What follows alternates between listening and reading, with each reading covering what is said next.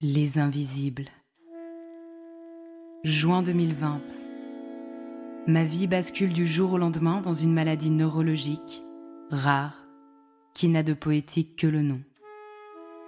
Le syndrome du mal de débarquement. Les symptômes qu'elle m'amène vivent en colocation avec moi, 7 jours sur 7, 24 heures sur 24, et ne prennent jamais leur week-end. Je n'ai donc pas la place pour un autre combat. Du moins, c'est ce que je crois.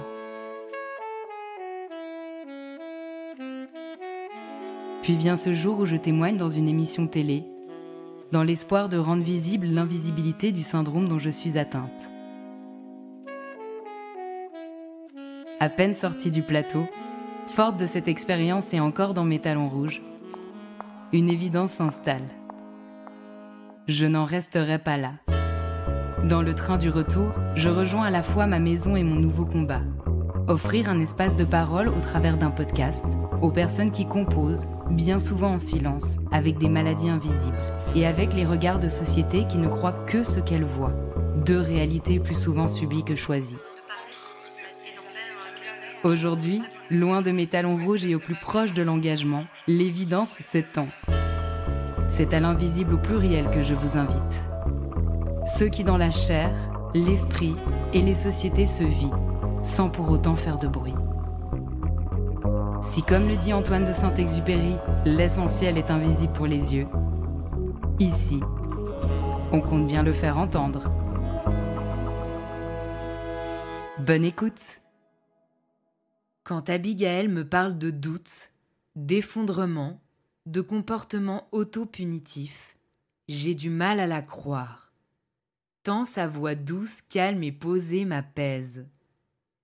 Et pourtant, comme le raconte avec authenticité Abigaël, sa vie est rythmée par des périodes d'implosion et d'explosion. Elle passe de la femme hyper productive, créatrice de projets et particulièrement sociable, à l'impossibilité de sortir du lit et de communiquer avec autrui. Ses humeurs sont aussi versatiles que la météo, et elle peine à se mettre à l'abri du soleil et de la pluie. Comme une enfant, et c'est elle qui le dit, elle vit sans protection. Les joies sont intensifiées, les peines aussi. Sur une route douloureuse, semée d'hospitalisation et avec une image d'elle-même dévalorisée, elle finit par s'apprivoiser. La thérapie de groupe entre borderline devient une ressource essentielle, ajoutée à un traitement médicamenteux qui lui convient et un psychiatre qui lui offre un accompagnement sur mesure. Abigaël s'est construite dans l'idée qu'elle serait rejetée ou abandonnée si elle montrait une faille ou de la détresse. Aujourd'hui, elle a pris une sacrée revanche sur cette croyance. Des milliers d'abonnés la suivent sur les réseaux sociaux. Espace où elle s'expose en toute vulnérabilité. Après s'être cachée durant des années, s'emparer de la parole qu'on invisibilise devient son nouveau credo, et elle l'incarne avec véracité. Autant dire que chez les invisibles, ça fait bel et bien écho. Hello Abigaël. Salut. Comment vas-tu aujourd'hui ? Donc fatiguée, mais super heureuse d'être là. Et toi Tamara, comment tu vas aujourd'hui ? Écoute, pour moi c'est une journée assez compliquée. Ça fait déjà 2 semaines que ça l'est d'ailleurs avec la tombée de la neige assez basse, avec les changements de température, il commence à faire très froid et ça agit énormément sur la maladie vestibulaire avec laquelle je vis. Et là, vraiment, je me suis réveillée ce matin là, à 5h30 et j'étais vraiment dans le dur. Donc, je dois prendre pas mal sur moi aujourd'hui. Mais j'ai eu le plaisir de faire de la route pour venir te rencontrer. Parce que là, on se retrouve dans le cadre de la semaine dédiée à la santé mentale qui se déroule donc du 21 au 25 novembre 2022 à l'EPFL, qui est l'École Polytechnique Fédérale de Lausanne, en Suisse. C'est la toute première édition et tu as été invitée. Et donc, toi, tu habites à Paris à la base. Donc, qu'est-ce que tu viens faire ici ? Oui, moi, je suis super heureuse parce que justement, j'ai été invitée à parler dans le cadre de cette semaine-là sur la thématique de les réseaux sociaux, quel impact sur la santé mentale. Donc en tant que personne qui témoigne sur ces réseaux sociaux de son trouble, c'est bien évidemment une thématique sur laquelle j'ai énormément à dire. Et donc ouais, je suis super heureuse et j'espère vraiment que ce type d'événement va se reproduire et que c'est la première édition d'une longue liste. En tout cas, je le souhaite parce que la santé mentale est encore beaucoup trop tabou en ce moment. Enfin, ouais, parce que... 1, 2, 3. Parce que la santé mentale est encore beaucoup trop tabou et je pense qu'on est cruellement en manque de visibilité sur ce type d'événement. Donc il faut multiplier les festivals, les prises de parole, les témoignages, les semaines de sensibilisation. Et moi, c'est ce que je cherche à faire le plus possible. Donc j'ai été très heureuse et très honorée d'être ici en Suisse, à Lausanne. C'est trop bien. Et tu disais que tu témoignais de ton trouble sur les réseaux sociaux. De quel trouble tu témoignes alors ? De mon trouble de la personnalité borderline, dont j'ai été diagnostiquée en décembre 2020 à la suite d'une hospitalisation en psychiatrie. Et c'est vrai que quand j'ai été diagnostiquée, j'ai cherché des témoignages et j'ai cherché des informations, mais des informations de la part de personnes qui vivaient le trouble. Je trouve que c'est hyper important quand tu es diagnostiqué de quelque chose d'être en lien avec d'autres personnes qui ont le même diagnostic et de savoir comment les autres personnes vivent avec ça. Et en fait, j'ai pas trouvé des masses d'informations ou de choses comme ça. Et moi, j'avais vraiment ce besoin dans la mesure où c'était hyper important pour moi de mettre des mots sur ce que j'étais en train de vivre, déjà parce que c'était thérapeutique pour moi, mais aussi parce que il faut déstigmatiser les troubles et la santé mentale, parce qu'il y a ce truc de souffrir du trouble, mais il y a aussi souffrir de la vision que les gens ont de la maladie mentale et des troubles psychiques. Et ça, c'est quelque chose qui est très difficile et très lourd à porter. Et c'est pour ça que c'est hyper important qu'on puisse témoigner à visage découvert de ce qu'on vit au quotidien, parce que c'est totalement invisible et ça ne se voit pas. Donc ça, c'est à double tranchant, parce que d'un côté, on peut le cacher très facilement, et de l'autre, on le vit quand même très très mal, et ça creuse un sentiment de différence et de solitude. Donc ouais, il y a beaucoup à dire et beaucoup à faire. Et là, t'es venue dans cette semaine de la santé mentale pour intervenir dans une table ronde, c'est ça ? C'est ça. Sur la thématique des réseaux sociaux. Donc j'étais avec 2 psychiatres, et ce qui était vraiment génial, c'était que d'un côté il y avait les connaissances psychiatriques des psychiatres qui parlaient de l'addiction que peut représenter les réseaux sociaux, ou de l'impact que ça peut avoir sur la santé mentale, mais d'un point de vue très médicalisé, etc. Et moi, j'apportais mon témoignage en tant que personne qui vit directement la chose de plein fouet. Donc voilà, les réseaux sociaux, c'est super quand ça marche et quand ça fonctionne, et dans ce cas-là, c'est très gratifiant. Mais quand ça tourne un peu au vinaigre et qu'on se prend des vagues de choses pas très cool et pas très chouettes, là, ça peut vraiment avoir des conséquences catastrophiques sur ma santé. Et donc voilà, moi j'étais là aussi pour parler de la personne qui vit toutes les émotions en rapport avec ça. Et puis aussi, faut quand même le souligner, on se sent très vulnérable sur les réseaux sociaux quand on s'affiche comme je le fais, tu vois. Je raconte vraiment toute ma vie et toutes mes émotions et tous mes questionnements et toutes mes peurs et tous mes doutes. Et c'est un exercice qui est très découvrant. Donc ouais, moi je me sens très vulnérable sur cette plateforme, et très dépendante du regard de l'autre, et très dépendante de la reconnaissance et de la validation d'autrui. Donc d'un côté, c'est super parce que ça m'apporte quand même beaucoup, et je sais que j'ai la volonté de changer les choses très très fort, j'ai la niaque. Et de l'autre, il y a quand même... c'est oui, mais à quel prix ? C'est un peu la question. Et c'était un peu le débat autour de cette table ronde, c'est ça ? Exactement. C'est intéressant, c'est un sujet qui est vraiment, que je dirais, qui est au devant de la semaine. Je suis un peu fatiguée. Au devant de la scène en ce moment, je regardais un article d'un journal suisse qui s'appelle Le Féminin l'autre jour, où le titre était Instagram est-il un bon psy ? Ah ouais. Bah là, on est en plein dedans, donc c'était ça, ouais. C'est ça. Et du coup, alors toi, qui vis avec ce trouble borderline, est-ce que tu pourrais expliquer quels sont les symptômes qui se manifestent chez toi? Alors moi, le trouble tel qu'il se manifeste chez moi, ça va passer par une hypersensibilité, une hyperémotivité, une très grande impulsivité, l'impression d'être tout le temps poussée dans les extrêmes. Donc j'ai vraiment pas de limite dans la mesure où la limite c'est l'effondrement. Et je vais passer par des états de je suis la meilleure du monde, je peux tout accomplir, à d'un coup je suis un monstre et je ne mérite pas de vivre. Donc c'est un peu cette impression d'être très écorchée vive, avec une sensation de vide qui est quasi constante, un peu à la recherche de trouver ma place et ce sentiment d'être très dysfonctionnelle, très différente des autres, un peu le vide d'un petit canard, tu vois. Et bon, voilà. Ça, c'est dans les très très grandes lignes parce que bien évidemment, ça se traduit de plein de façons différentes. Enfin, moi, je sais que je suis tout le temps sur adaptation à mon environnement, justement pour gommer cette différence le plus possible, parce que c'est le truc que je supporte le moins. Et donc, du coup, ça va créer soit de l'implosion avec des comportements très autodestructeurs et très punitifs, soit de l'explosion avec juste... je craque parce que je suis tout le temps sur adaptation à mon environnement ou aux personnes en face de moi, et au bout d'un moment, je tiens plus, quoi.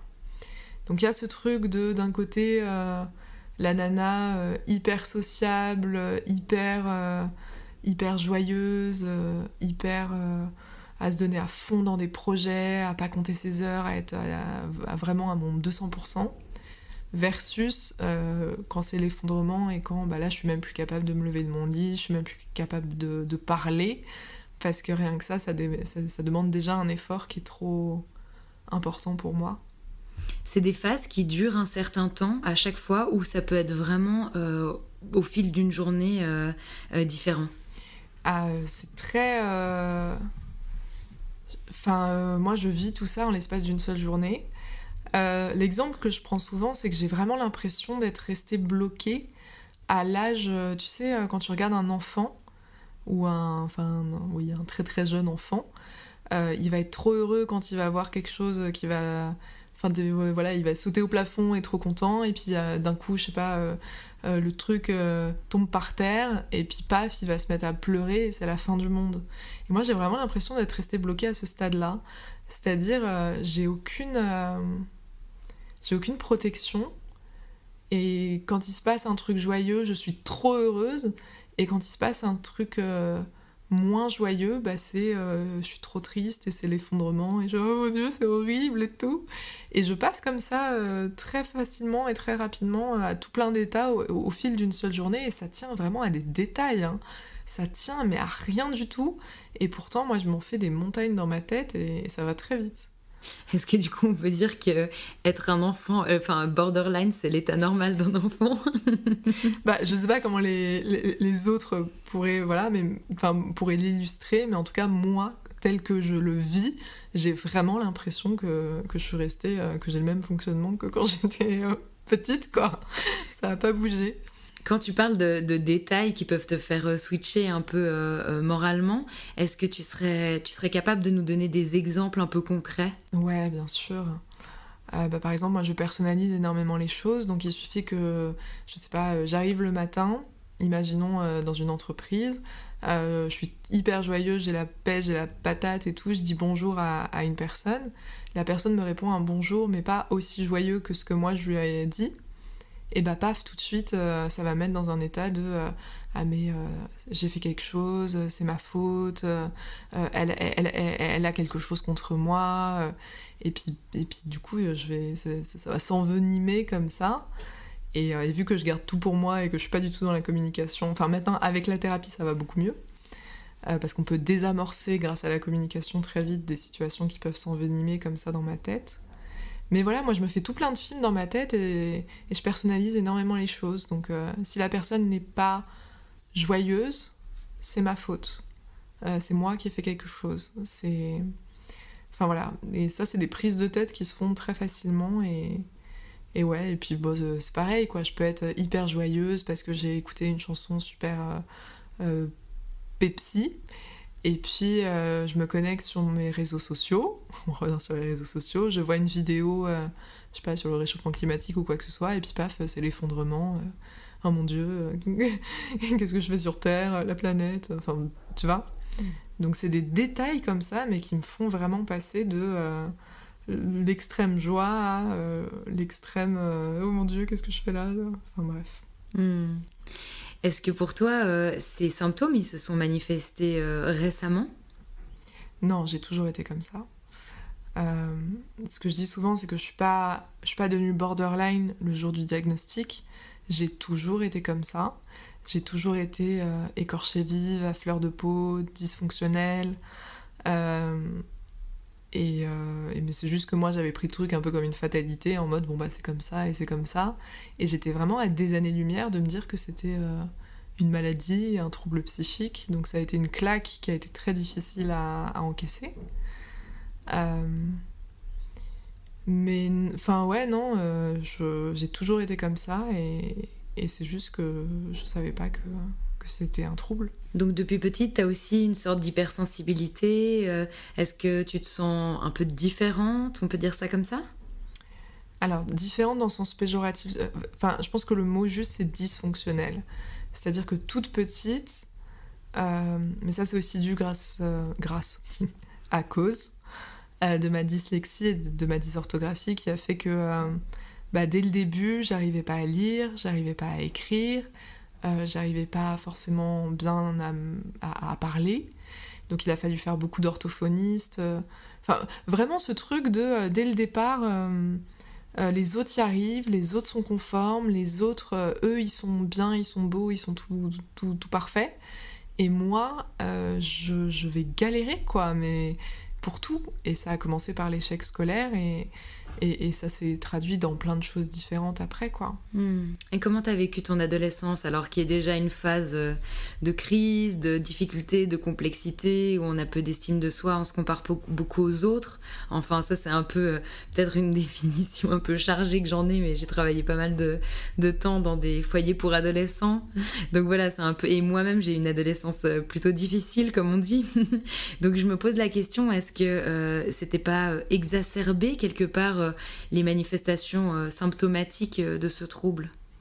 Ouais, enfin, moi j'ai vraiment été une adolescente qui n'était pas facile du tout, qui était très mal dans sa peau. Et autant les pensées suicidaires, elles ont commencé très jeunes, donc j'ai toujours été très mélancolique, cette sensation de vide, à ne pas trouver ma place dans ce monde et à vraiment ne pas me reconnaître. Enfin, c'était très compliqué.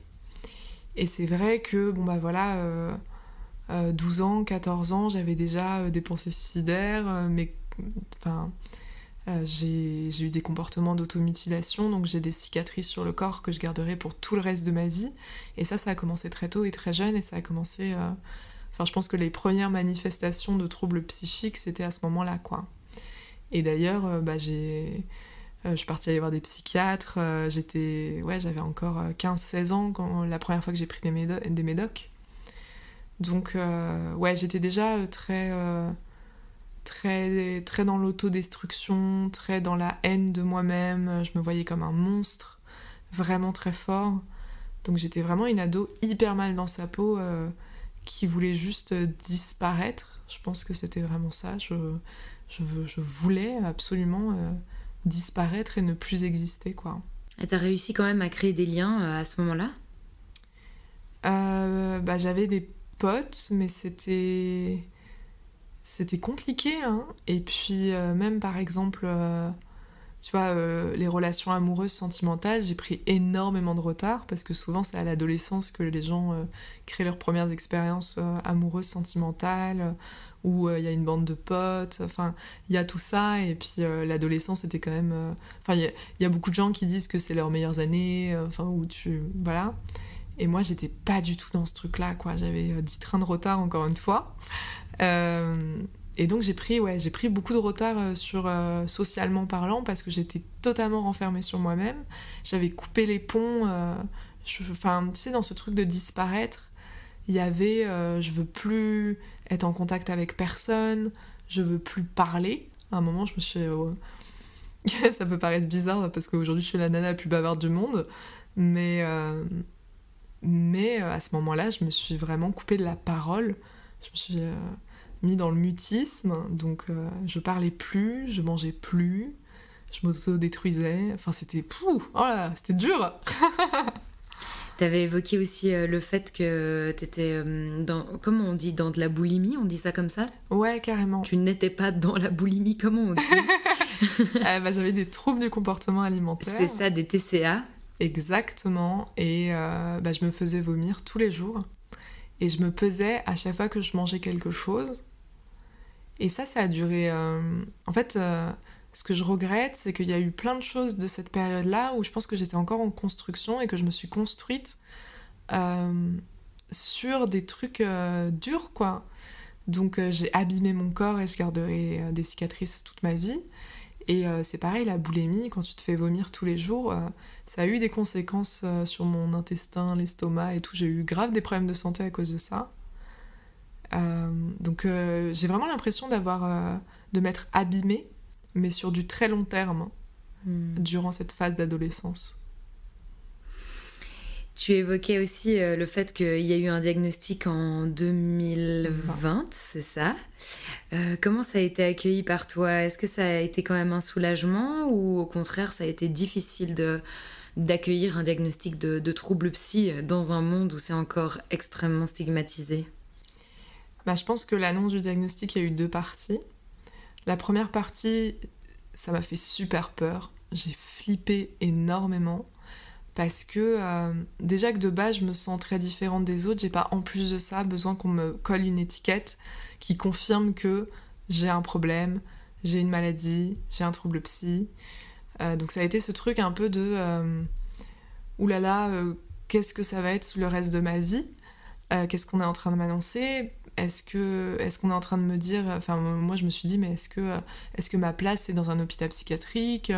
Est-ce que je vais réussir à être heureuse malgré... Enfin, qu'est-ce qu'on est en train de m'annoncer, en fait ? Qu'est-ce que ça veut dire ? Est-ce que je suis condamnée à faire que des états dépressifs et à vivre que de la souffrance ? Parce que moi, je suis pas d'accord pour vivre une vie comme ça. Et aussi, ça a été, mince, comment je vais faire pour vivre en société tout en sachant que j'ai une maladie mentale ?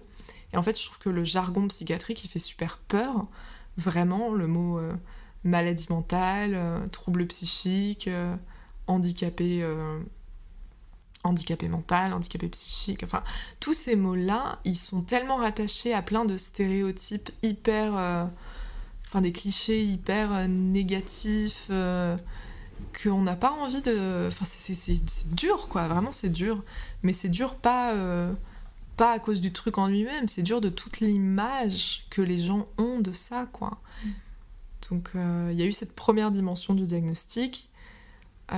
Et ensuite, la seconde partie, qui était quand même beaucoup mieux, c'est quand j'ai réellement compris ce que c'était.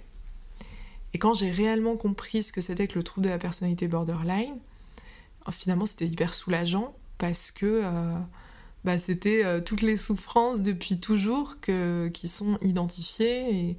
Et ça, je me suis dit, cool, parce que ça veut dire que si le problème, si ça a été vraiment identifié que le trouble de la personnalité borderline, voilà, c'est tous ces critères-là, ça veut dire que potentiellement d'autres personnes ont ça, et donc je vais pouvoir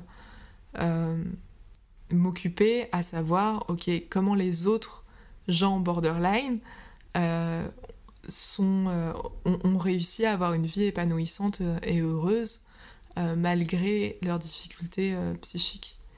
Donc il y a eu ce truc-là de finalement je suis pas toute seule, il y a d'autres gens qui sont comme ça, comment ces autres gens font et quelles sont les solutions que je vais pouvoir trouver pour moi cohabiter avec ça et avoir une vie épanouissante.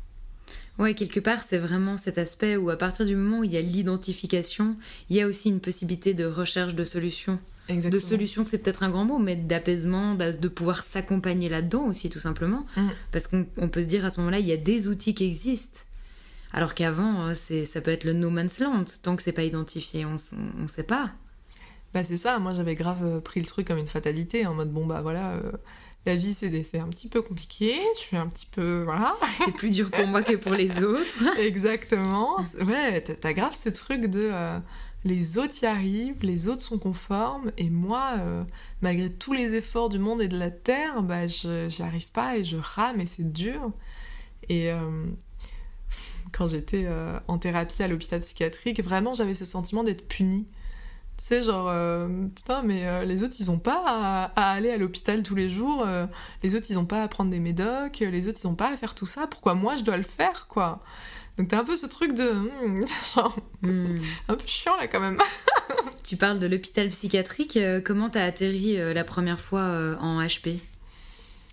Alors, la première fois que je suis arrivée en HP, c'était dû à un état dépressif très profond. Donc j'avais des pensées suicidaires qui étaient quand même très persistantes, etc. Et donc pendant 2 mois, je suis restée avec ces pensées sans consulter un professionnel de santé mentale. Donc ça a creusé un peu la détresse. Et ensuite, pendant 4 mois, j'étais suivie par une psychiatre et j'étais sous antidépresseurs. Et le problème, c'est que la psychiatre en question était débordée de travail et elle n'était pas en capacité de m'accompagner dans une écoute active qui soit réellement qualitative. Et en plus de ça, les antidépresseurs ne fonctionnaient pas. Donc moi, je me suis retrouvée dans une situation où ça faisait 6 mois que j'arrêtais pas de dire SOS, ça ne va pas, j'ai besoin d'aide. Et que cette aide-là, finalement, elle n'était pas adaptée. Et je me suis pas sentie non plus... en fait, je me suis pas sentie prise au sérieux dans ma détresse. C'est-à-dire que moi, la première fois que je suis arrivée et que j'ai dit « Oulala, attention, ça ne va pas », j'ai pas eu l'impression que la personne en face avait mesuré le danger que ça représentait pour moi-même. Et en fait, au bout de 6 mois d'errance, en fait, on était arrivé à un stade qui était plus tenable parce que j'avais mis toute mon intelligence au service de ma destruction et j'avais tout un scénario dans ma tête de suicide, quoi. Donc quand je suis arrivée aux urgences psychiatriques, vraiment il n'y avait pas d'autre choix que l'hospitalisation pour ma santé et ma sécurité. Donc j'étais complètement au fond du trou et je voyais plus la lumière au bout du tunnel, quoi. Et comment s'est passée du coup cette première hospitalisation suite à cet état dépressif? Le souci, c'est que... Alors, d'un côté, l'hospitalisation était carrément nécessaire. Ça, c'est sûr à 200%. C'était la meilleure décision à prendre me concernant. Et ça, j'en ai totalement conscience. Et de l'autre, j'ai été hospitalisée dans une structure qui était vraiment en manque de moyens humains et matériels. Et ça a créé de la maltraitance. Mais la maltraitance, elle a vraiment été partagée dans le sens où c'était dangereux pour la sécurité psychique et physique des patients et des patientes, mais c'était aussi dangereux pour la santé physique et psychique des blouses blanches. Donc moi, j'ai vraiment cette impression que quand on ne donne pas les moyens dans l'hôpital, la maltraitance, elle est partagée par et les blouses blanches et les patients. Alors c'est un point de vue que je partage totalement, hein. On a vraiment vu quand les institutions maltraitent les personnes qui y travaillent, les personnes qui y travaillent maltraitent ensuite les personnes qui y sont résidents ou bénéficiaires. Enfin, c'est un peu le serpent qui se mange la queue et c'est bien dommage. On met pas forcément les moyens et l'argent là où il faudrait, alors que ce serait nécessaire, quoi, pour justement la santé mentale de tout un chacun et toute une chacune en réalité.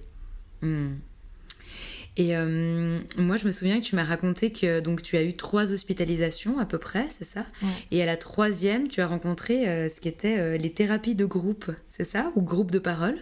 Alors, c'est la 2e hospitalisation où là, pour la première fois, j'ai débarqué dans une thérapie qui s'appelle la thérapie des modes et des schémas, qui est une thérapie ciblée pour les borderline. Et en fait, c'était une thérapie de groupe. Donc, on avait des groupes de parole où on n'était que entre borderline.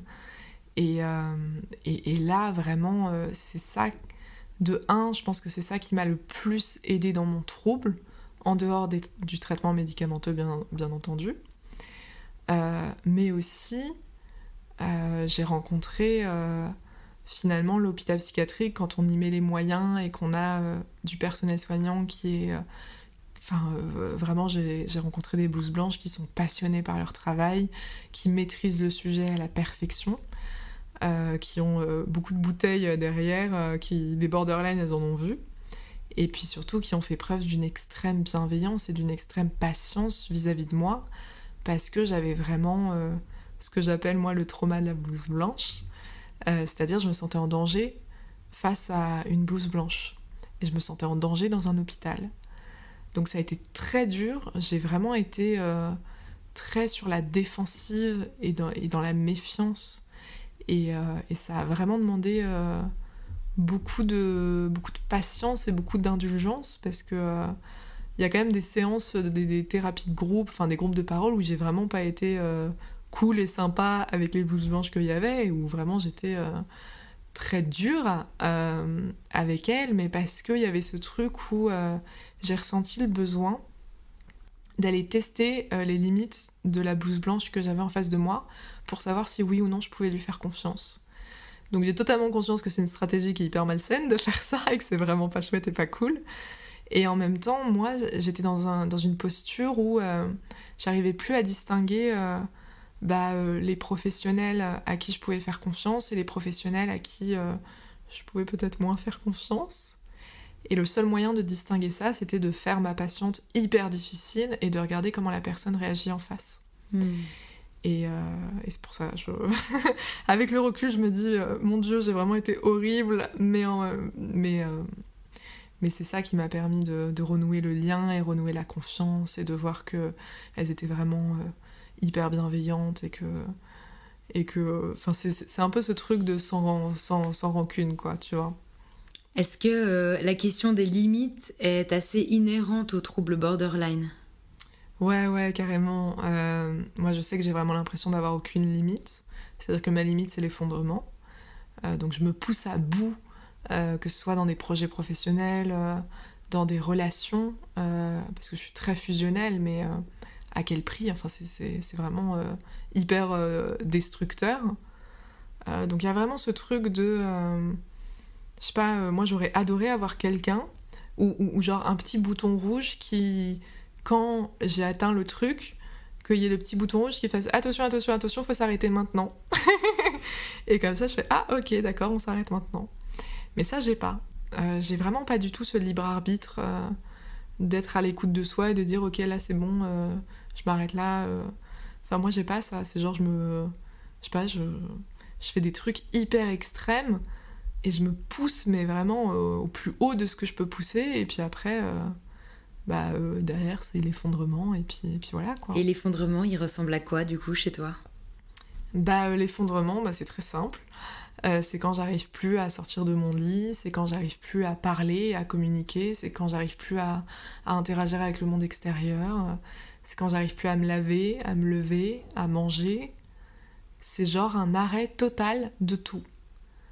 C'est, là, je suis plus capable de rien, du tout. Et j'ai pas d'autre solution que d'attendre que ça passe.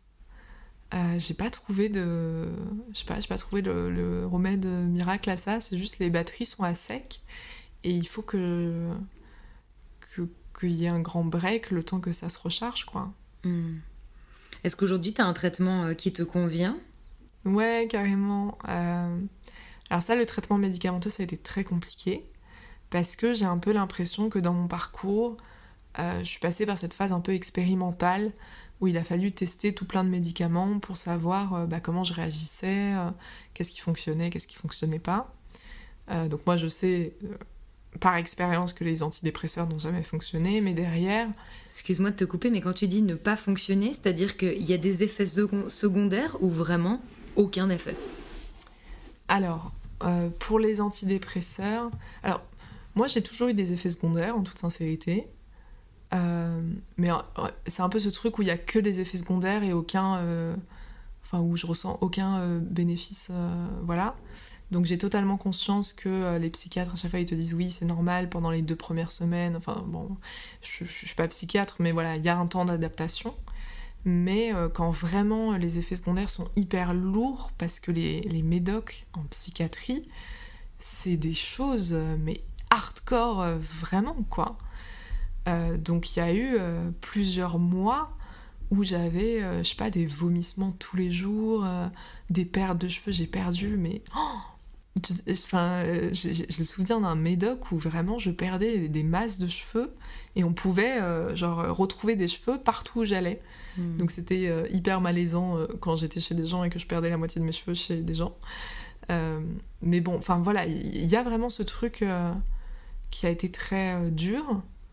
Et en même temps, ça a vraiment permis d'identifier, bon bah voilà, les trucs qui marchaient pas. Et ça m'a permis aussi de tomber sur mon médicament actuel, qui marche et qui fonctionne. Et ça, c'est un soulagement, mais énorme. Et je suis super heureuse d'avoir mon stabilisateur d'humeur aujourd'hui. Parce que depuis que j'ai ça, j'ai plus vécu de détresse comme ce que j'étais habituée à vivre pendant toute une première partie de ma vie, quoi. Est-ce que tu prends que des stabilisateurs d'humeur ou il y a autre chose à côté, somnifères ou autre? Alors ça, c'est un truc que j'adore. C'est un bien grand mot. Ça, c'est un truc que j'aime beaucoup chez mon psychiatre. Alors j'ai galéré à trouver mon psychiatre, mais maintenant que je l'ai, je peux vous dire que je ne le lâche pas.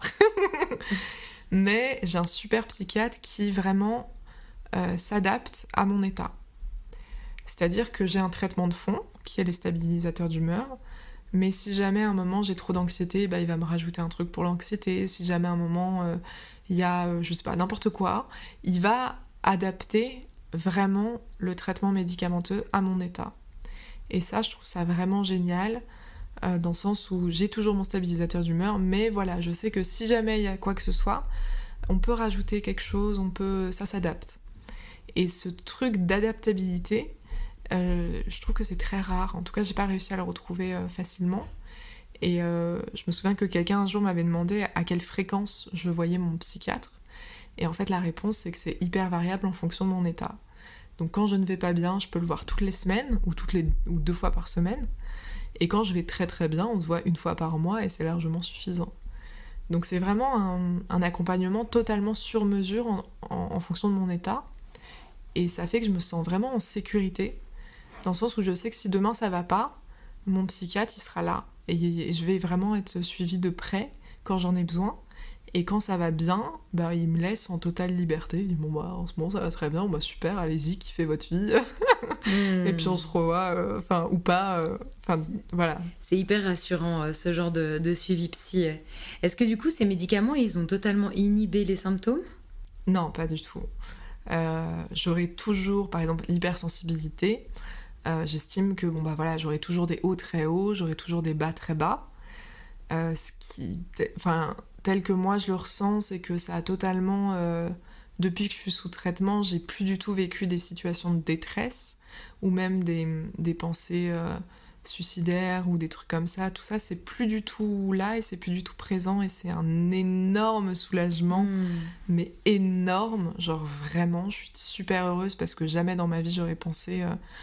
quand t'as des pensées suicidaires depuis que t'as 8 ans, jamais j'aurais pensé que j'allais pouvoir vivre vraiment sans ça. Donc je découvre la vie comme ça, et c'est trop bien. Mais par contre, ce qui a changé, c'est que je suis plus toute seule face à ça. Avant, j'étais totalement seule, et là, le fait de pouvoir en parler... Alors je sais que ça paraît... vraiment, je sais que ce conseil de quand ça va mal, faut en parler, ça paraît être un conseil hyper bateau, en mode non mais non, c'est pas ça, et n'importe quoi. Et pourtant, moi, c'est impressionnant de voir toute la détresse psychique quand j'en parle pas, à quel point ça s'envenime dans ma tête, alors que quand je vais chez mon psychiatre et que je dépose tout, et que vraiment je vide mon sac, et vraiment sans mâcher mes mots, quoi... je sais pas, je peux décrire tout un truc hyper morbide, mais c'est important que ça sorte, et c'est important que je mette des mots, et c'est important que j'aille au bout de mon scénario à fond. Et quand je sors de mon psychiatre, c'est bon, quoi. J'ai déposé ça, et je laisse ça chez lui, et quand j'en sors, je suis totalement libérée de ses pensées, quoi. Donc c'est vraiment miraculeux et assez extraordinaire. Jamais j'aurais pensé, quoi. Et pourtant, si. Du coup, j'imagine aussi, vu que ça a un impact aussi grand sur toi, que ça a eu un impact aussi sur tes relations, ton entourage. Ouais, alors là, pour le coup, je pense que c'est vraiment la thérapie hyper intensive que j'ai faite pendant 4 mois à l'hôpital qui a vraiment changé la donne là-dessus. Dans le sens où, à force d'avoir très peur du rejet, de l'abandon, d'être tout le temps dans ce truc de j'ai un besoin énorme d'être aimée. Je suis une très grosse dépendante affective et je suis tout le temps à la recherche d'amour. Genre tout le temps. J'ai besoin d'amour tout le temps, très très fort.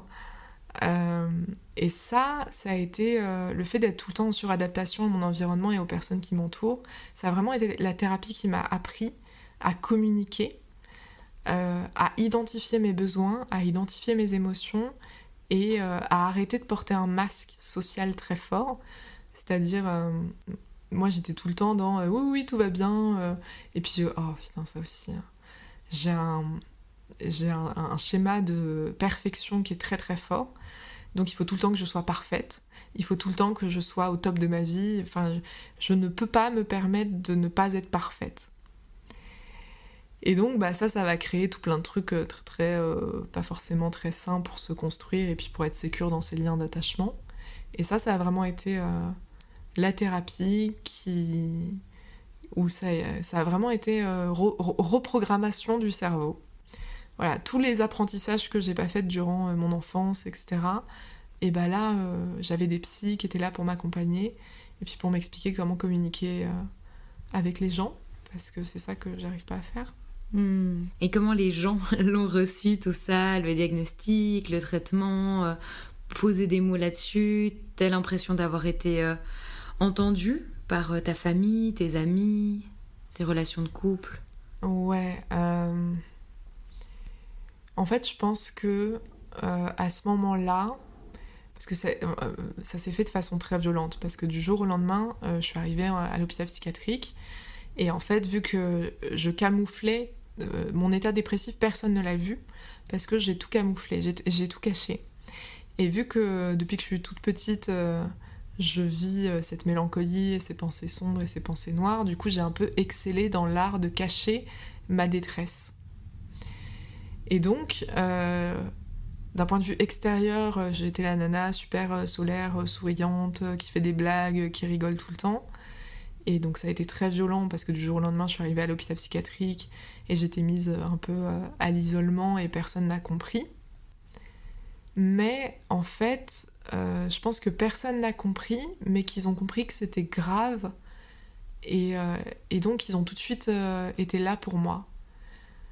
J'ai vraiment ressenti cette solidarité vis-à-vis de mes proches de « Ok, on ne comprend pas forcément ce qui se passe. Mais on est là. » Mais on est là. Puissant. Ouais. Est-ce que tu as la sensation que ce masque social que tu portais, il s'est construit aussi parce qu'on est dans une société qui a énormément de préjugés autour des maladies psy, beaucoup de tabous. La maladie psy est presque une insulte. L'autre schizo, l'autre border, combien de fois on a entendu ça? Est-ce que tu as l'impression que ce masque aussi, il a été porté parce que on n'est pas forcément dans un monde qui sait accueillir en fait la détresse, les idées noires, sombres, tout ça? Ouais, complètement. Enfin, en fait, moi, le problème, c'est que j'ai vraiment intériorisé le fait que je ne peux pas montrer aux gens que je vais mal parce qu'ils vont me rejeter et m'abandonner. Et ça, c'est un système de pensée qui s'est vraiment construit avec le temps, dans la mesure où, avant, dans mes jeunes âges, ça m'est déjà arrivé de vraiment vivre de la détresse, d'en parler à un proche, et que le proche l'accueille très très mal, et en fait de me sentir rejetée et abandonnée à chaque fois que je montrais une faille, ou à chaque fois que je montrais de la détresse ou de la souffrance. Donc à force, il y a une carapace qui s'est faite, il y a la coquille qui s'est totalement refermée. Je me suis dit, ok, en fait, je ne peux pas dire que je ne vais pas bien, parce que quand je dis que je ne vais pas bien, les personnes m'abandonnent et me rejettent. Donc c'est pour ça que ce masque, il s'est créé de façon très très forte, et ouais. Ces maladies psy étant encore fortement stigmatisées, est-ce que tu arrives toujours à en parler ouvertement? Tu disais tout à l'heure que tu en parlais sur tes réseaux sociaux. J'étais d'ailleurs assez étonnée parce que tu as été diagnostiquée en 2020. On est seulement en 2022, donc au final, il y a eu relativement peu de temps et on sait que la prise en considération d'un diagnostic, toute l'évolution qu'il y a là-dedans peut prendre des années, des fois, en termes d'acceptation. Toi, tu en parles sur les réseaux sociaux, mais est-ce que tu arrives à en parler forcément ouvertement quand tu rencontres des nouvelles personnes ou voilà, enfin, est-ce que ça reste quand même une part un peu taboue dans ta vie ou pas du tout? Ça reste compliqué, ouais. C'est-à-dire que je sais que sur mes réseaux sociaux, j'en parle de façon totalement décomplexée et hyper ouverte, mais parce que il faut garder en tête que quand je parle sur les réseaux sociaux, je suis toute seule avec mon téléphone portable. Généralement, je suis dans un parc, dans un banc, et puis moi, c'est un peu genre, je papote avec moi-même, et puis voilà, je raconte un peu tout ce qui se passe dans ma tête, mais je suis pas confrontée directement à la réaction des personnes. Et je sais aussi que sur Instagram, les personnes qui me suivent, c'est des personnes qui sont très bienveillantes, parce que souvent, c'est des personnes qui sont concernées par la thématique de près ou de loin, par un proche ou la personne en elle-même. Donc ça reste... Voilà, sur Instagram, je m'expose, mais ça reste des personnes qui sont bienveillantes, ça reste... et puis c'est pas... le contact n'est pas aussi violent que dans la vraie vie. J'appelle ça la vraie vie. Et c'est vrai que dans la vraie vie, ça m'est déjà arrivé en soirée... Enfin, c'est très très compliqué pour moi de dire que je suis borderline, parce que, en fait, le problème, c'est que t'as toujours cette question de « Oh, et toi, qu'est-ce que tu fais dans la vie ?» Et donc moi j'ai très très envie de répondre je suis militante sur les réseaux sociaux parce que c'est ça qui prend la plus grosse partie de mon temps, de mon énergie, ça me tient hyper à cœur, je suis à fond là-dedans, j'ai envie de faire bouger les lignes, j'ai vraiment la niaque et enfin bon bref quoi. Et j'ai envie de partager tout ça et de dire en fait je suis passionnée par ce que je fais sur les réseaux sociaux, je suis à fond, c'est hyper important et il y a grave des trucs, mais j'ose pas encore totalement. Parce que ça reste compliqué dans la vraie vie de dire à quelqu'un que je suis borderline et que j'ai un trouble psychique. Et les rares fois où j'ai pris mon courage à deux mains pour dire allez, j'y vais, je vais dire en fait, en vrai, je suis hyper fière de ce que je fais sur les réseaux sociaux et j'aurais adoré en parler librement en société. Mais ça m'est déjà arrivé et ça m'arrive. Enfin ouais, ça m'est déjà arrivé que la personne en face, elle se braque et que je sente que la conversation est coupée. Et ça donne, heureusement pas tout le temps, hein, mais quand ça m'arrive, c'est vraiment très dur. Quand j'ose en parler et que la personne en face, on sent que ça crée un énorme froid et que du coup c'est vraiment un truc de l'ordre de la personne était hyper ouverte pour me parler et puis paf d'un coup elle prend son verre, elle se casse et puis elle me parle plus de toute la soirée et limite elle m'évite quoi. Est-ce que tu penses aussi que c'est un manque d'informations qu'ont les gens? Enfin, moi, c'est vraiment cette image que je peux avoir de me dire, mais en fait, la personne, elle fuit parce qu'elle a tellement un manque d'informations sur ces questions-là qu'elle a l'impression qu'il faudrait peut-être réagir d'une certaine manière, mais elle ne sait pas, ou ça lui fait peur, parce que dans tous les films, justement, le méchant, c'est le schizophrène, un peu comme on disait auparavant. Enfin, il y a un peu ce truc où, tout d'un coup, on ne sait plus quoi faire. Enfin, moi, j'ai un peu cette sensation que plus on va informer les gens, plus ils vont se rendre compte que c'est quelque chose de lambda, quoi. Mais bien sûr, mais moi je préfère que la personne me balance tous ces stéréotypes, genre vraiment, mais qu'on reste dans le dialogue et puis justement qu'elle puisse me dire tout ce qu'elle a dans sa tête à ce moment-là, justement pour qu'on puisse en parler, puis pour que je puisse parler de l'hôpital psychiatrique et puis pour que je puisse parler de la maladie mentale et pour que je puisse dire non mais tu vois, ça va, je suis cool, je suis sympa, y a pas de problème, je suis quelqu'un de... Enfin tu vois, c'est un peu... vas-y, on peut en parler, y a pas de souci, quoi. Tu peux me poser tes questions, je suis là, je suis ouverte, voilà. Mais oui, mais c'est à cause... Enfin, je pense que les films, les séries, les médias, ils se rendent pas compte de l'impact énorme qu'ils ont sur la vie des individus dans leur singularité. On vit tous et toute notre troupe de façon totalement différente et on essaie de cohabiter avec ça et c'est déjà suffisamment difficile comme ça. Et on n'a pas besoin non plus de ça d'être... d'avoir cette image qui est renvoyée sur nous et c'est vraiment dur et c'est ça qui rend la chose compliquée et c'est pour ça, moi, que j'ai ça dans le sang, quoi. Il faut qu'on en parle, c'est pas possible autrement. Je n'envisage pas les choses autrement que comme ça. Et c'est pour ça que je mets énormément d'énergie et d'investissement à aller solliciter un maximum la sphère médiatique. Mais je vois à quel point c'est tabou, à quel point on me laisse pas du tout la parole, en tout cas pas autant que ce que j'aurais souhaité. Et on sent qu'il y a un énorme... ça veut pas, quoi. Genre, vraiment, ça veut pas. Et c'est vrai que... c'est tentant de un peu craquer et de dire non mais il vous faut quoi, bordel de chiottes, quoi, pour vous convaincre qu'il y a des gens qui souffrent et qu'il faut qu'on en parle.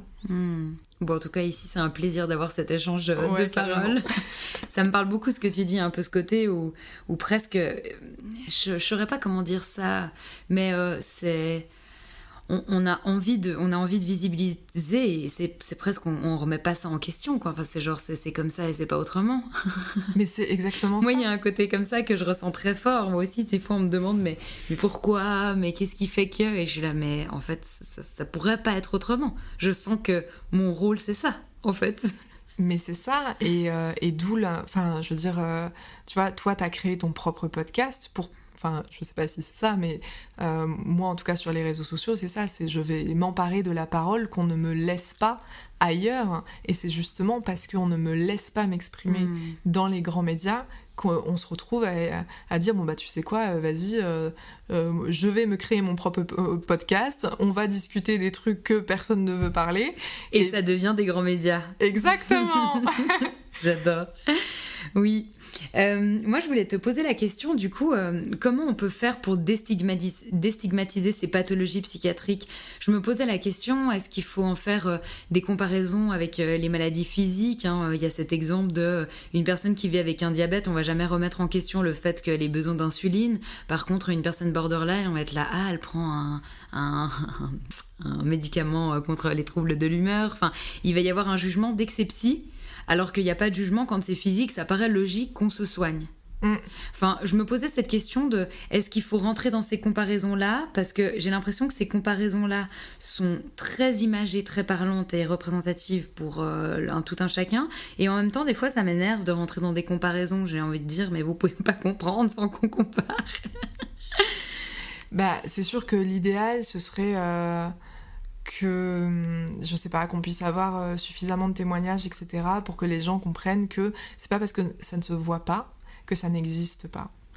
Et ça, c'est quelque chose dont tout le monde doit prendre conscience, parce que vraiment, les troubles psy, ça peut concerner un membre de ta famille et t'es pas au courant, ça peut concerner tes collègues de taf et t'es pas au courant. Enfin, c'est vraiment quelque chose qui ne se voit pas. Et souvent, moi, c'est ça que je regrette, c'est que vu que, je sais pas, genre... vu que c'est pas écrit sur nos têtes, du coup t'as vraiment ce truc de bah c'est bon, c'est ok. Et en plus, quand ça touche aux troubles psy, tu sais, genre le fait de pas réussir à se lever le matin, c'est un peu oh bon bah vas-y, fais un effort, etc. On se rend pas compte à quel point c'est complètement... Enfin, moi, j'ai vraiment l'impression que je suis mains et pieds liés, je suis immobilisée et c'est pas possible et c'est pour un temps indéterminé, etc. Après, de là, est-ce qu'il faut faire la comparaison avec les maladies physiques ? Peut-être que, tu vois, pour le grand public, c'est peut-être plus simple d'aborder la question comme ça. Mais c'est vrai que idéalement, ce serait bien qu'on prenne en compte la santé mentale pour ce qu'elle est sans la comparer à quoi que ce soit d'autre. Tu vois ? Tout comme la santé physique, il y a plein de personnes qui n'y connaissent rien et qui apprennent comme ça sur le tas avec des trucs. Bon bah pourquoi on peut pas faire la même chose avec la santé mentale, tu vois ? De dire bon bah voilà, c'est une thématique qui est encore très peu connue, c'est normal de pas savoir, c'est normal de pas comprendre. Je veux dire, moi il y a quelques années la santé mentale j'y connaissais rien non plus, donc il faut garder cette ouverture. Moi je trouve que c'est hyper important quand on a une maladie, peu importe laquelle. Si on est suffisamment à l'aise avec ça, d'être dans cette position d'ouverture de vas-y, tu peux me poser toutes les questions que tu veux, je suis là.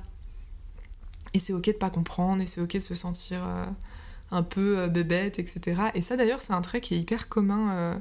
J'ai été très surprise, mais les rares fois où je témoigne dans les médias et que j'ai des journalistes en face de moi, ou même dans les prises de parole en public, il y a toujours ce truc, il y a toujours quelqu'un pour dire J'ai une question à poser, mais je suis désolée si je la pose pas bien. Et il y a ce truc aussi de, en fait, on n'ose pas poser les questions parce qu'on a peur de pas utiliser les bons mots et que ça braque ou que ça blesse ou d'être un peu décrédibilisé ou de dire... Enfin, tu vois ? Bon, quelque part, c'est une réalité aussi parce qu'on est dans un monde qui devient de plus en plus exigeant avec les mots qu'on pose. Et donc, on peut aussi entendre qu'il y a des personnes qui sont un peu là, genre, je suis désolée, je sais pas si je vais le dire de manière juste, si c'est les bons termes, je m'y connais pas bien, je suis un peu extérieure à ce monde-là. Ouais, mais tu vois, ça fout une pression énorme qui, pour moi, n'a pas lieu d'être. Parce que, encore une fois, mais sur n'importe quelle thématique, hein, là on parle de santé mentale, mais sur n'importe quelle thématique, faut garder en tête qu'il y a quelques années... la personne en face de toi a elle aussi dû à un moment ou à un autre faire tout ce travail d'information, de déconstruire les clichés, les stéréotypes, etc. Donc je trouve que ça sert à rien d'être dans le jugement ou dans le... Enfin, tu vois ? En tout cas, quand ça reste dans une démarche bienveillante et vraiment Ouais. dans une curiosité, cette envie d'apprendre et de faire mieux. Oui, clairement. Donc je trouve, de toute façon, c'est avec la compassion, la bienveillance... qu'on va réussir à faire le truc. Après, bien évidemment, là, on parle que de personnes qui ont un bon fond et qui souhaitent réellement... voilà, on parle pas des attaques sur les réseaux sociaux de « Ah non, mais de toute façon, nanana. » Enfin, tu vois. Totalement. Moi, je me posais la question si tu as des projets, du coup, tu as l'air quand même bien engagé autour de la santé mentale. Est-ce que tu as des projets qui sont dans un futur proche que tu as envie de partager ? J'aimerais beaucoup en faire mon métier.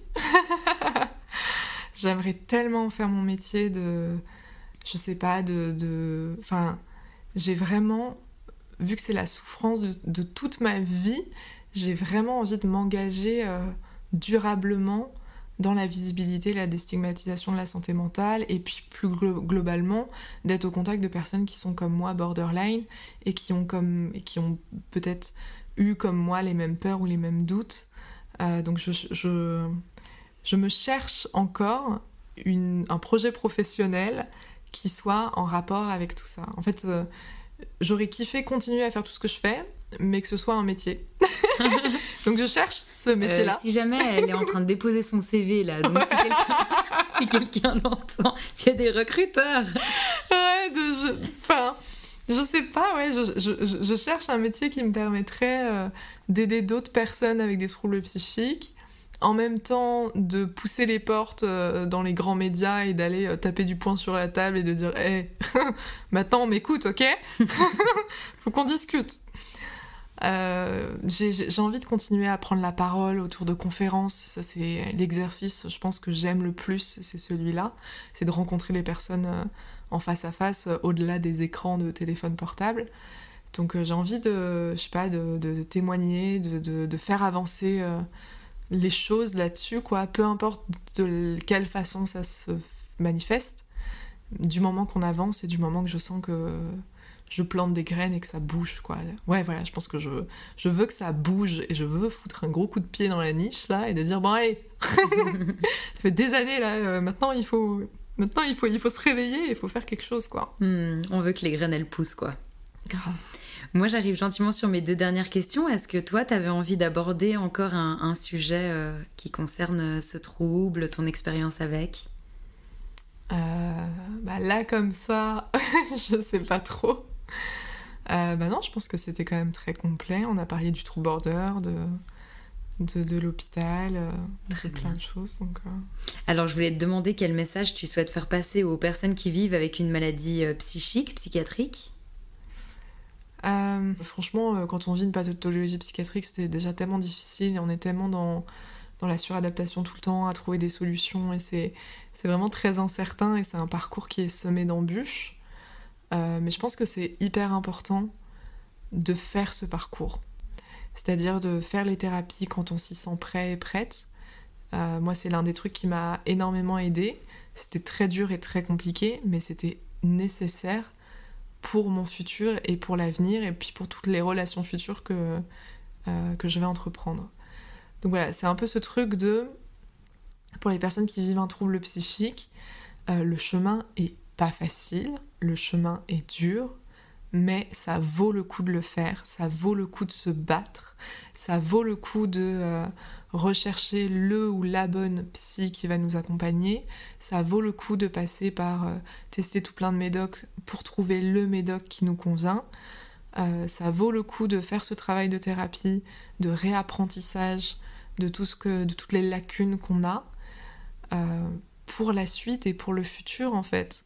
Donc il y a des super belles perspectives d'avenir, mais faut passer par des choses moins agréables avant, tout en prenant conscience que c'est vraiment pour nous, pour notre bien et puis pour notre bien-être futur quoi. Et que la solution qui nous est adaptée, c'est celle qui va être vraiment personnelle à soi. Et moi, je suis convaincue qu'il y a une solution adaptée pour chacun et chacune. Il faut, par contre, se donner les moyens de la trouver. Mais il y a une solution pour chacun, chacune, j'en suis convaincue à 200%. Et quel message souhaites-tu faire passer à l'entourage? Alors, tu l'as déjà un peu dit, hein, l'information, ce genre de choses, mais est-ce qu'il y a d'autres choses que tu aimerais nommer? Ouais, alors là, c'est plus un message pour monsieur et madame tout le monde. Ce serait de prendre conscience que garder cette image en tête que l'hôpital psychiatrique c'est pour les fous, c'est complètement contre-productif pour tout le monde, dans la mesure où on a besoin d'avoir accès à ces structures pour n'importe qui vit une difficulté dans sa vie. Là, je parle pas forcément de personnes qui ont des diagnostics schizophrène, bipolaire, borderline ou autres. Je parle vraiment de n'importe qui vit, je sais pas, un deuil, un burn-out, un épuisement, une dépression, je sais pas, l'alcoolisme, une addiction, enfin vraiment, faut garder en tête que la vie c'est un chemin et que je ne l'espère pas, mais personne n'est à l'abri un jour d'avoir besoin d'aide, et c'est hyper ok d'avoir besoin d'aide, et c'est important de demander de l'aide, mais c'est aussi important de ne pas juger les autres qui sont dans ce parcours-là, et surtout garder en tête que quelqu'un qui va travailler sur soi, c'est hyper courageux comme démarche. Ça demande vraiment énormément de courage, d'investissement, de remise en question, et on a besoin d'être soutenu et on a besoin d'être aimé dans ce parcours-là. Donc on a besoin d'entendre ce type de phrase de je t'aime, peu importe ce que tu vis, tu as le droit de faire des erreurs, tu as le droit de ne pas être parfaite, tu as le droit de douter, tu as le droit d'avoir peur, on est là pour toi, on te soutient, on te lâchera pas. Et ça me fait du bien à l'entendre, tu vois. Merci Abigail. Non, mais on se rend pas compte parce que les gens s'imaginent que c'est une évidence, et en fait pas du tout. On a vraiment besoin d'entendre des mots et des paroles de ce type-là, quoi. Et je pense que si on serait beaucoup plus là-dedans à valoriser... Voilà, moi, c'est ça. Je veux qu'on valorise les gens qui vont aller voir des psys, plutôt que d'avoir ce truc de il ou elle va voir un psy, il est faible, c'est parce qu'il n'arrive pas à je sais pas, dealer avec lui-même, mais enfin non, au contraire quoi, mais waouh, bravo. Attends, tu te rends compte que là t'es prêt à remettre en question toute ton enfance, tous les trucs que t'as pas compris, ta vie, tes schémas, tes croyances. Exactement. C'est bien plus dur d'aller chez le psy que de ne pas y aller. Mais bien sûr. Donc non, franchement, bravo, chapeau, bravo. Et si le trouble borderline était un super pouvoir, lequel serait-il? C'est quoi cette question trop stylée? Eh ben, je vois que t'écoutes pas mes podcasts, sinon tu saurais que toutes les fins terminent comme ça. Ah là là, mais trop bien. Donc si le trouble borderline serait un super pouvoir, lequel serait-il? Ouais.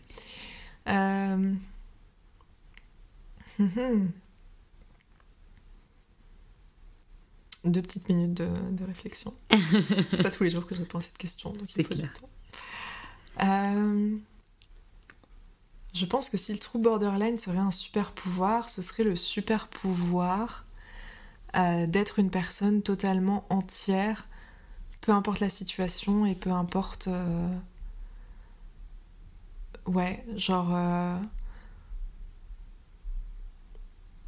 pour avoir fait plusieurs thérapies de groupe avec plusieurs borderline, je trouve qu'il y a vraiment un trait qui me marque énormément, c'est que on a juste envie d'être aimé et on est un peu prêt à tout pour être aimé.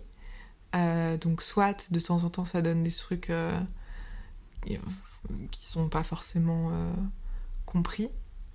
Mais moi j'ai l'impression que le borderline c'est vraiment une boule d'amour qui demande qu'une chose, c'est d'être accepté comme il ou elle est. Et je pense que les borderline ont une très grande richesse là-dessus, parce qu'une très grande compréhension de ce que c'est que de vivre le manque d'amour. En tout cas, c'est comme ça que je le ressens. Et ouais, je trouve qu'il y a un truc très fort dans les liens d'attachement où on a tellement peur d'être abandonné, on a tellement peur de ne pas être accepté pour ce qu'on est, et on est tout le temps dans cette recherche là, et je pense que ça c'est un super pouvoir parce qu'il n'y a pas tout le monde qui... Je sais pas, genre... je pense que quand on est une personne qui a beaucoup souffert, on comprend la souffrance des autres, et quand on voit quelqu'un d'autre souffrir, on est dans... Enfin, ça nous met dans tous nos états, quoi. Donc, ouais, il y a quelque chose là-dessus. C'est peut-être pas un super pouvoir, genre, très défini, ce que je suis en train de dire, mais il y a quelque chose il y a savoir chercher et trouver l'amour, ce qui est quand même assez joli. Et puis, il y a le sentiment d'empathie. Ouais.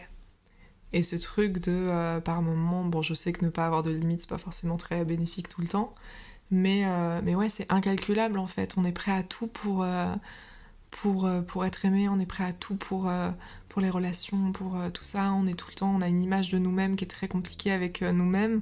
Et moi, j'ai juste l'impression qu'on est des énormes écorchés vifs qui demandent juste réparation et énormément de bienveillance et d'être rassurés, vraiment. Donc ouais. Je te remercie pour tes mots, Abigail. Merci à toi. J'ai passé un super bon moment. C'était trop bien. Vraiment très très bien. Oui.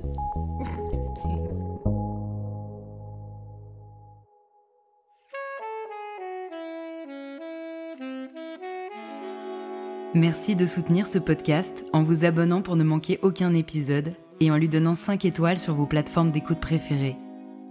Rencontrez mes invités et découvrez tous les engagements de la communauté Les Invisibles sur le compte Instagram Les Invisibles Podcast. Ensemble, continuons à visibiliser l'invisible.